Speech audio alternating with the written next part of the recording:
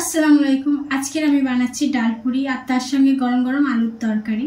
দেখো ডাল সিদ্ধ করা হয়ে গেছে, আর এবারে আলু কষানোর জন্য সব কমপ্লিট করা আছে।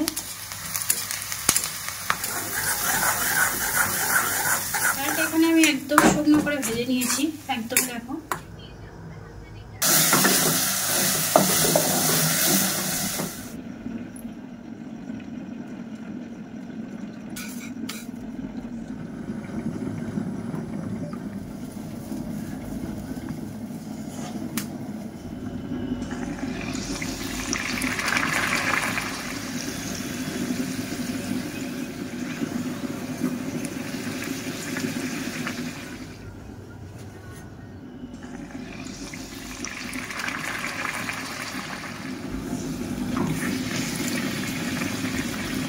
দেখো ডাল পুরি করা আমার পুরো কমপ্লিট হয়ে গেছে।